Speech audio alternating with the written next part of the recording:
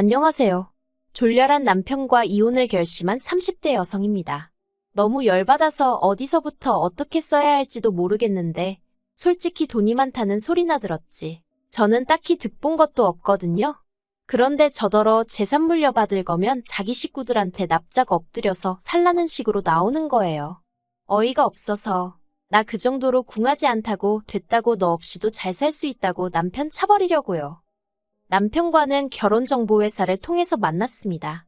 당시 제 나이는 32로 결혼시장에서 그렇게 많은 편은 아니었지만 만남과 헤어짐을 반복하는 지인들을 보고 있자니 시간 낭비도 저런 시간 낭비가 있나 싶대요. 그렇다고 제가 결혼 생각이 없던 것은 아니었기에 지인의 추천으로 결혼정보회사에 등록을 했습니다. 그리고 그쪽에서 여러 남자를 소개해줬는데 생각처럼 쉽게 인연이 닿지는 않더라고요. 그러다 정말 마지막이다 하고 나간 자리에서 만난 사람이 이번에 이혼을 하게 된 남편이었네요. 아무래도 결혼정보회사를 중간에 끼고 한 만남이다 보니 남편의 조건에 대해선 이미 어느 정도 들은 바가 있었어요.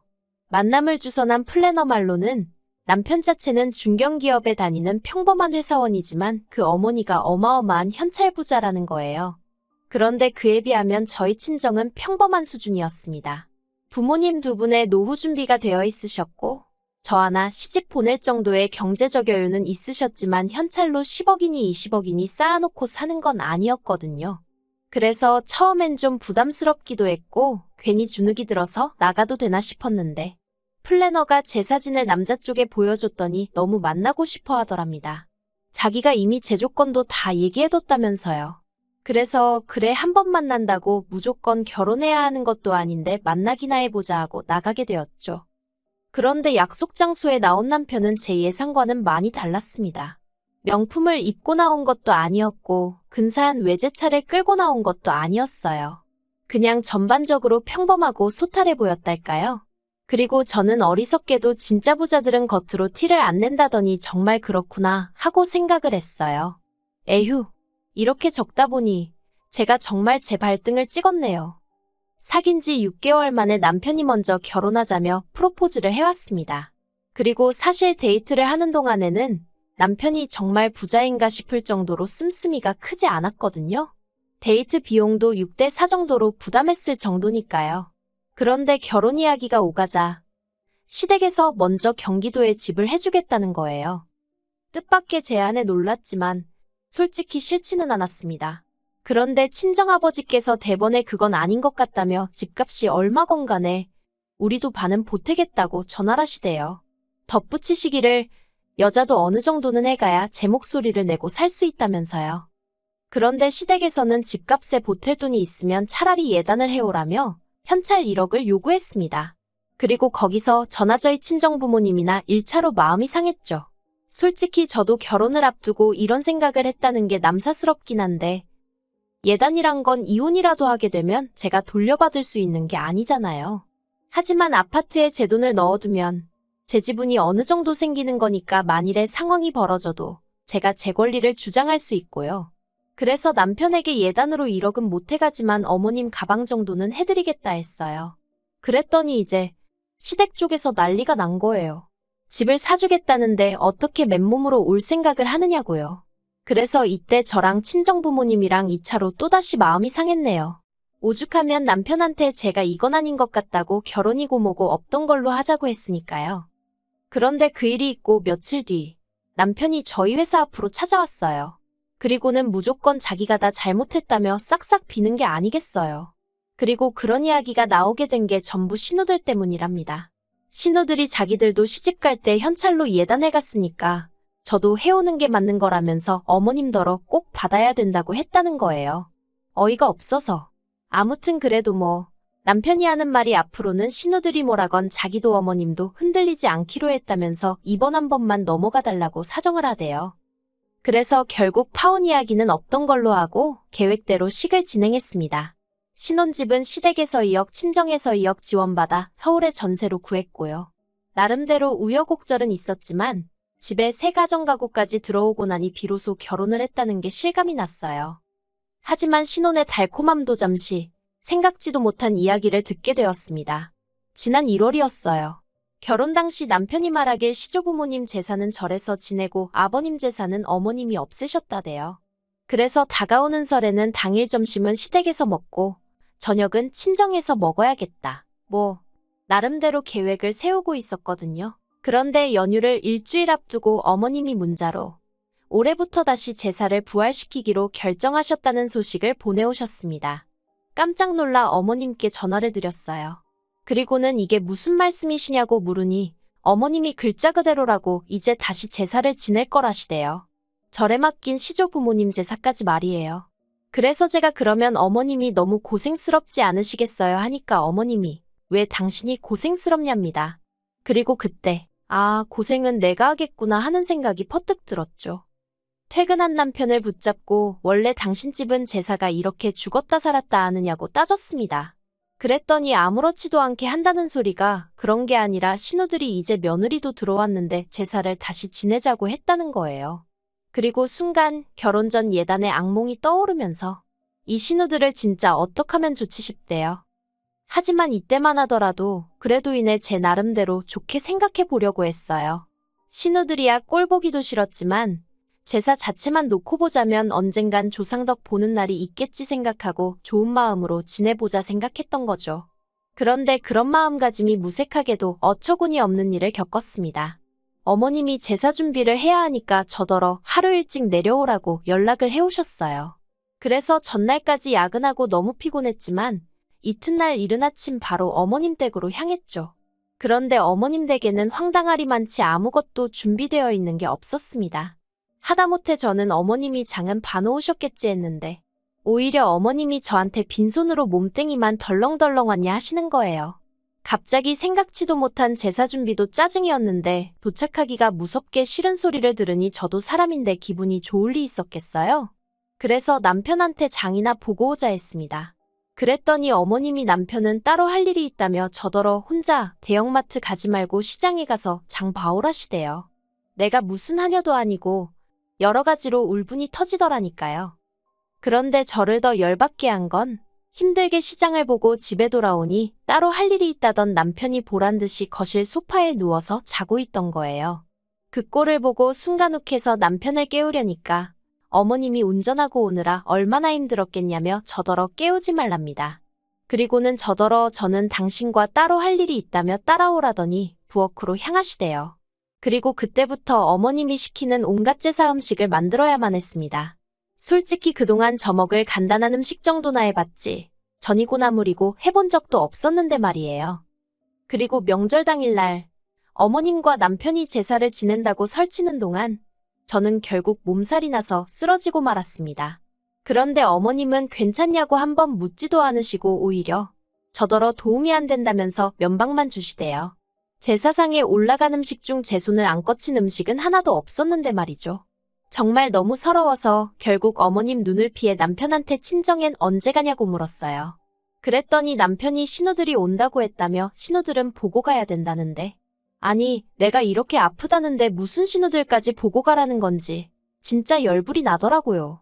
그래서 남편더러 그러면 당신은 여기 있다가 신우들 보고 오라고 나는 먼저 친정에 가겠다고 했습니다. 그랬더니 남편이 저더러 그렇게 먼저 가버리면 신우들이 좋다고 하겠냐는 거예요. 그러면서 신우들하고 좀 친해지려면 언니하고 살갑게 달라붙고 아양도 떨고 해야 할 거 아니냐고요. 어이가 없어서 뭘 그렇게까지 하라는 거냐고 짜증을 냈어요. 그리고는 신우들이 날 어떻게 생각하건 간에 난 지금 정신이 하나도 없으니 그냥 친정에 가야겠다고 했습니다. 그리고는 바로 콜택시 불렀죠. 그리고 그날 일로 결국 남편 말에 의하면 제가 제대로 신우들 눈밖에 났다고 하대요. 그러면서 신우들하고 사이 틀어져서 저한테 좋을 게 뭐가 있겠냐며 제발 잘 좀 해보라는 거예요. 신우들은 나한테 잘하는 게 쥐뿔도 없는데 왜 나만 맨날 신우들 기분을 살피라는 건지 너무 짜증이 났어요. 그래서 남편더러 세상에 어떤 인간관계가 한 사람만 잘하게 되어 있냐고 따졌습니다.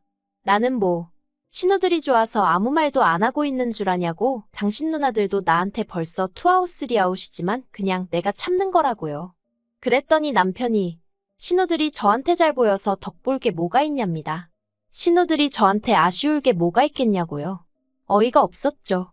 그런 논리라면 저도 신우들한테 아쉬운 게 하나도 없었으니까요. 그러다 결국 기어이 사단이 나고 말았습니다. 엊그제가 아버님 제사였는데 어머님께서 저더러 이번 아버님 제사 때는 신혼의 내외뿐만 아니라 시조카들도 온다며 저더러 음식을 넉넉히 하라시대요. 그리고 제 기억 속 시조카들은 애들이 어리긴 했어도 먹성이 웬만한 성인 뺨치는 수준이었거든요. 게다가 둘째 신우는 입이 어찌나 까탈스러운지 저희 결혼할 때도 예식장 음식을 먹으면서도 이건 짜고 저건 달고 어쩌고 저쩌고 오죽하면 그 좋은 날 너는 집에 가서 해먹어 그 소리가 목구멍 밖으로 나오려고 하더라니까요. 아무튼 그런 시조카들 먹일 음식까지 하라니까 너무 열받더라고요. 제가 먹을 음식도 아니고 저희 부모님이 드실 것도 아니고 그렇다고 저희 조상을 모시는 것도 아닌데 내 허리만 죽어나겠구나 싶은 게 속 터지대요. 어머님은 사람들 많으면 정신없으니 저희 집에서 명절 음식을 해오라셨지만 저도 저희 집에 기름 냄새 배는 거 싫고 그래서 그냥 장 본 거 다 챙겨서 시댁으로 내려갔어요. 그리고는 신우들도 오면 일 좀 나눠서 하자고 얘기 좀 해볼 생각이었죠. 아니 그런데 이 인간들이 명절 당일 점심시간도 한참 지나서야 하나씩 얼굴을 들이밀대요. 그리고 이로 인해 저도 친정에 가는 시간이 하염없이 늦어졌습니다. 원래는 점심때 온다고 해서 얼굴만 보고 얼른 친정에 갈 생각이었으니까요. 그런데 더 황당한 건 점심시간도 다 지나서 와서는 한다는 소리가 점심을 안 먹고 왔다는 거예요. 그러면서 신우들이고 어머님이고 할 것 없이 저더러 밥 좀 차려달라는데 아니 지 자식들 하나씩 옆구리에 딱 끼고 앉아서는 넋놓고 저만 보고 있는 게 어처구니가 없대요. 그래서 제가 갑자기 배가 아프다며 화장실에 숨어버렸어요. 그리고는 10분이고 15분이고 안 나가고 버텼죠. 그러다 한참 만에 나오니 그새 얼마나 먹었는지 설거지가 산더미만큼 쌓여 있었습니다. 그리고 어머님이 저를 보시더니 너는 밥도 안 차렸으니 설거지라도 하라는 거예요. 황당해서 밥도 안 먹은 사람이 왜 설거지를 하냐고 되물었어요. 신우들이 애들도 아닌데 먹은 사람이 치우는 건 상식 아니냐고요. 그랬더니 어머님도 할 말이 마땅히 없으셨는지 너 잘났다며 하기 싫으면 냅둬라 하고 소리를 지르셨는데 신우들이 저더러 너무 한다는 거예요. 늙은 시어머니한테 일하라고 하는 며느리가 세상 천지에 어딨냐며 우리 엄마 불쌍하다고 그러니까 며느리 드릴 때 너무 경솔했어 하는데 누가 할 소리를 하나 싶대요. 그래서 저도 저야말로 언니들 같은 신우들인 줄 알았으면 결혼하는 거 다시 생각해 봤을 텐데 정말 경솔했던 것 같다고 후회된다 해버렸습니다.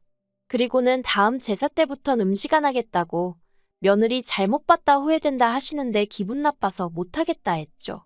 그랬더니 큰 신우가 저더러 싸가지가 있네 없네 하더니 저희 집에서 그러라고 배웠냐입니다. 그리고 그때 지가 뭔데 가정교육을 운운하나 싶은 게 순간 화가 나더라고요.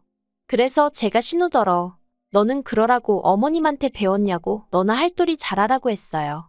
그리고는 지 아버지 제삿날아서는 하는 일이라곤 밥 처먹고 사람 갈구는 거밖에 없냐 했더니 신우가 저더러 미친 엑스 아니냐며 욕을 하고는 저더러 당장 꺼지라나요. 그래서 가지 말래도 갈 거라고 저도 똑같이 소리 지르고 신우 신발 발로 걷어차고 나와버렸어요. 집으로 돌아오는 차 안에서 남편이 꼭 그렇게까지 했어야 하냐면서 이제 신우들하고 틀어졌으니 어쩌면 좋냐입니다. 그래서 제가 남편더러 아까 어머님이랑 신우들이 나한테 하는 거 못 봤냐니까 남편이 한다는 말이 원래 있는 집에 시집 오면 그 정도는 다 겪는 거라나요? 그리고 그 이야기를 들으니 저도 모르게 웃음이 났어요. 있는 집이란 소리에 결혼할 때 혹하지 않았다면 거짓말이지만 살면서 막말로 현찰부자고 뭐고 전혀 실감을 못했거든요. 허구한 날 땅이 얼마가 있는데 그게 얼마짜리네. 천년만년 돼 보이는 낡아빠진 옷으로 이게 그 당시에 얼마를 주고 산 옷이네. 그래서 제가 남편더러 당신이 정말 돈이 많은지 어쩐지 내가 알게 뭐냐고 해버렸어요. 막말로 내 마음대로 쓸 수 있는 돈이냐곤 돈 100만 원도 없는데 있는 집 며느리 같은 소리 한다고. 그리고 나도 시집 올 때 당신만큼 해왔다고 쏘아붙였죠. 그랬더니 남편이 말 그렇게 하지 말라면서 자꾸 그러면 나중에 재산 물려받을 때 저는 하나도 못 주게 할 거래요. 황당해서 어차피 어머님 재산이 당신한테 나가지 나한테 오는 줄 아냐고 협박할 걸 협박하라 했습니다. 그리고 나도 친정 부모님 재산 받으면 내 한 몸 건사하고 사는 데는 아무 지장 없으니 걱정 말라고요. 그리고 이튿날 날이 밝기가 무섭게 저는 제 짐 챙겨서 친정으로 향했습니다. 밤새 내내 생각해봤지만 벌써부터 돈 몇 푼 가지고 생색내는 인간하고는 도저히 못 살겠더라고요. 줏대 없는 어머님도 버겁고 개념 없는 신우들 상대하기도 짜증나는 판국에 남편 하나라도 멀쩡하면 그럭저럭 살 텐데 그마저도 안 되니? 하다못해 제가 무슨 재벌가 며느리나 되면 모를까 돈 몇 푼도 못 쓰고 벌벌 떠는 주제에 유세나 부리는 집구석에서 제가 뭐 한다고 버티고 있나 싶어서요. 그래서 이혼하기로 마음먹었습니다. 남편은 또다시 저를 잡겠지만 이제는 전처럼 흔들리는 일은 없을 거예요.